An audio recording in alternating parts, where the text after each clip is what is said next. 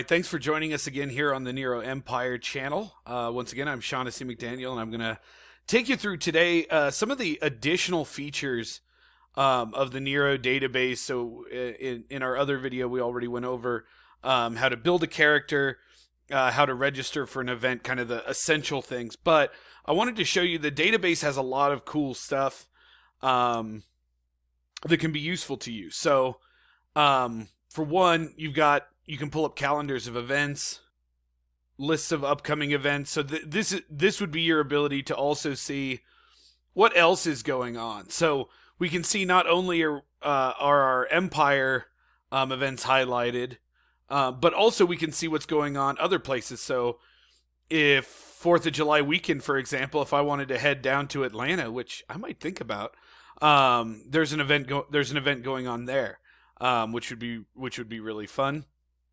So it also shows you the things happening at other chapters if traveling is something that's interesting to you. We also have, and I really like to come back and look at these every once in a while, the member character photos. So I really think it's a great place to get some inspiration, to see what other people are doing with their characters, and it's especially good, I think, for looking at members of some of the different races you can play in Nero as well. So we've got like this great looking orc here. We've got some cool there's another cool orc, some examples of dwarves. I think also as you're starting to try to figure out like what you're doing for costuming, like this is a great way to go. And then I also encourage everybody that feels up to it to upload a photo of their character, especially once you've gotten your kit to a point where you really like it. Of course, this is one of my favorites here, Xenos. Great makeup. And then, oh, look, there's me, Raylan Stoneshield. So it's a great way to kind of see how some people interpret some of the different things. You've got here 3 great examples of stone elves: Xenos, Tathath, and then Kelhan Saros, a few people from our chapter. So I definitely encourage you, even just as you're starting to get into it, starting to think about what your kit might look like, going through and looking at some of these photos could help give you some solid inspiration. And of course, there are other resources on the net as well for that. Another really fun thing here is the Character Sandbox.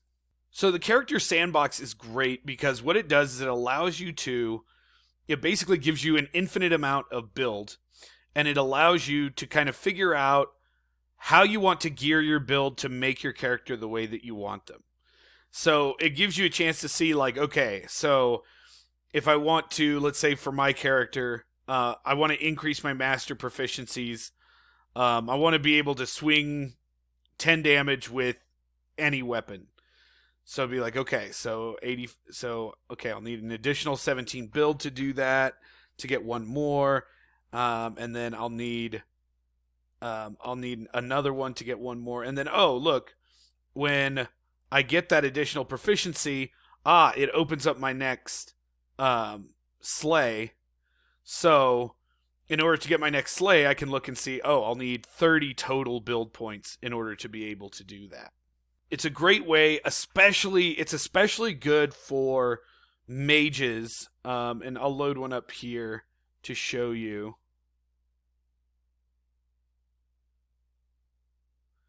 It's especially good for mages because as you're going through and you're filling out your spell slots, right? You might want to be figuring out, like, okay, how much more build am I going to need until I can get to my formal levels, for example. So, okay. So there's 1, 2, 4.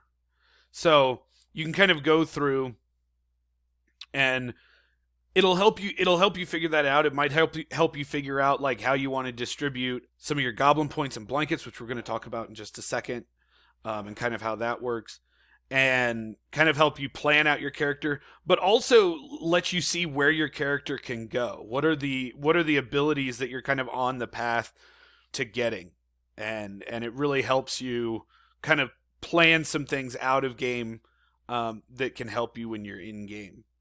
let's go over to the Goblin Point exchange, because this, I think, is a pretty important part of the Nero database.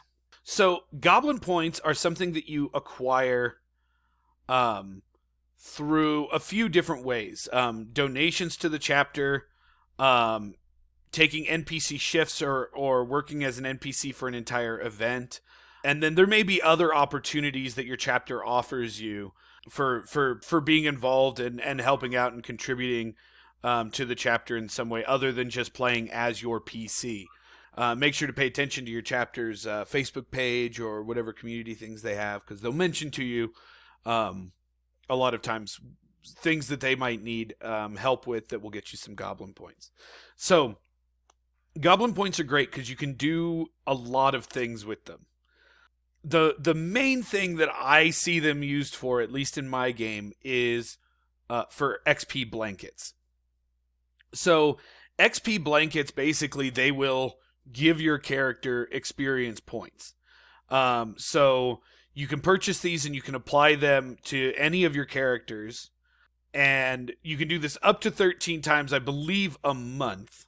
If you really are helping out your chapter, you can also use that to really speed up how your character levels, because it'll give them XP, and then as you get XP, you get build off of that. So that's definitely a good option, a good use of those Goblin Points. You can also buy back deaths after your first 2 deaths, because those first 2 deaths are the deaths where there isn't any imminent danger of you actually permanently dying. Of course, we'll cover that in another video. But after the first 2 deaths, you can buy those deaths back, which will make it easier for your character to not permanently die. You can also get coin. You can get cantrip pages, formal scrolls, formal components, production items. And then, of course, if you save up a lot, you can also get a 1-year up to 3 effect magic item. There's definitely a lot of very cool things that you can use those Goblin Points on, and it's a great way to encourage people to try to contribute to their chapter, which I think is a good thing to do anyway, right? It's, your Nero chapter, it's a community that you become a part of when you play the game, and they become friends of yours, and you want to help make the game great. But it is awesome that you get these really nice perks from helping out as well. Another important part of the Nero database is the character properties area. So this part is pretty darn fun, actually. This is actually a place where you can buy properties that your character owns in game. So the first thing to know, and it's really important, so in the game you can actually deposit the money that you make into the bank. And this is good for a few reasons. For one, it allows you to access that money for things here on the database like this. It also is money that's locked away and can't be stolen in game. So I definitely think that it's a good thing to do. It also helps out your chapter by returning some of their coins, because those in-game coins cost quite a bit of out-of-game money, and they're super cool. But it helps keep that money, keep those physical coins circulating. So that's good. So when you're going into the properties and assets, the estate system, you'll need to move money from your bank to the estate.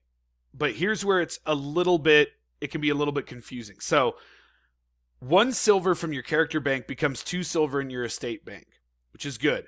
But you don't want to deposit too much.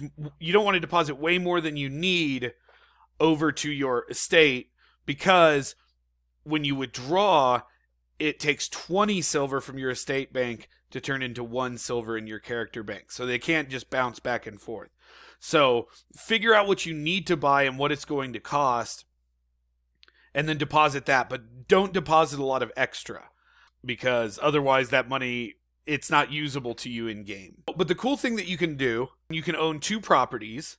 So the 2 things that I purchased were, I purchased a guild hall, and I purchased a smithy. The things that you can do with these, for one, when you mention where they are, like if it's a place that you're playing in game, then like it exists in game. Now plot will do with that what they want to and what they need to to make sure that you're not blowing up the game.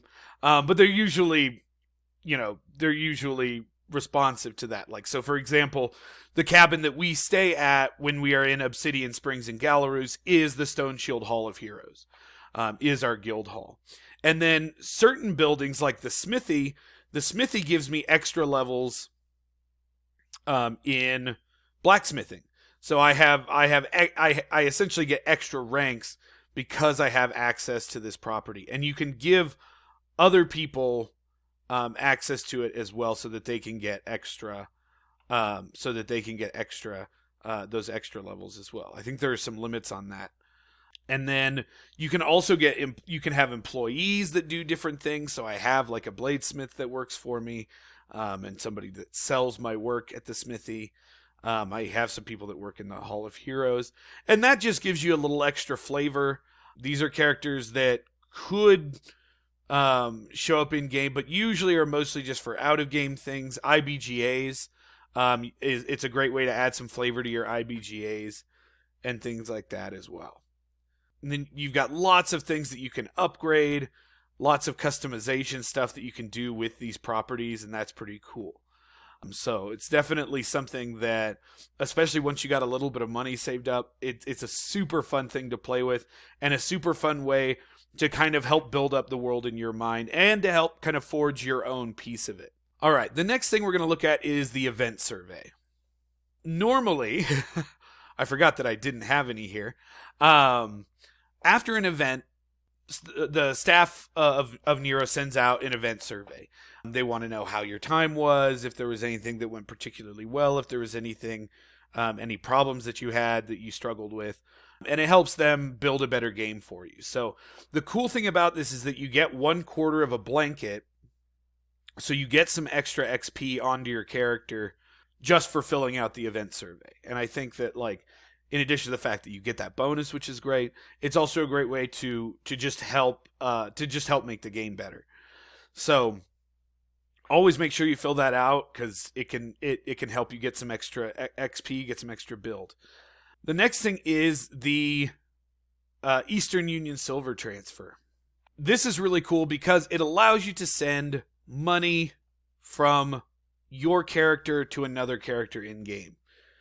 I really like this because, like, my guild, we tend to like pool most of our money, and then if somebody needs something, they can distribute it. But also sometimes the person who is keeping the money isn't going to be at that game, so they can send it to somebody who is, so that it's useful to them. So, like, for example, so I'm going to load up Raylan's Stone Shield here, and then I'm going to send just a little bit to my old buddy Cutter. I'm going to send him 1 silver. 1 silver to Cutter. Yes, I will transfer 1 silver. And it's that easy. So it's really great. I really like the things that the Nero database can do to let you kind of continue the game in those weeks in between events. And also the way it lets you kind of move your resources and materials around a little bit.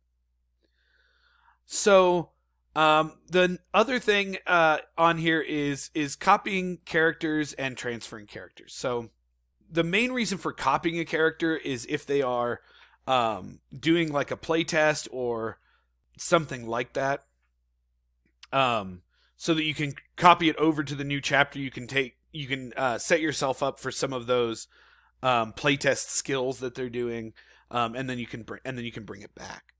And then you also, if you move, you might want to transfer your character and make a new home chapter.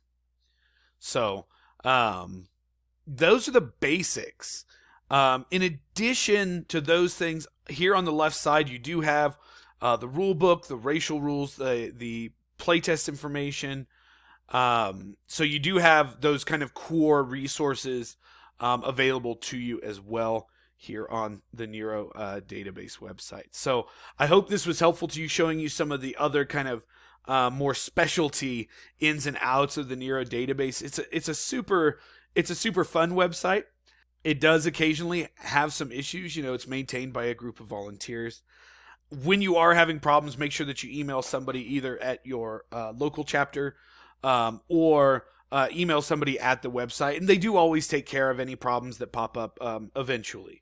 I hope this was useful to you. I'm looking forward to seeing you in game. Until then, adventure on.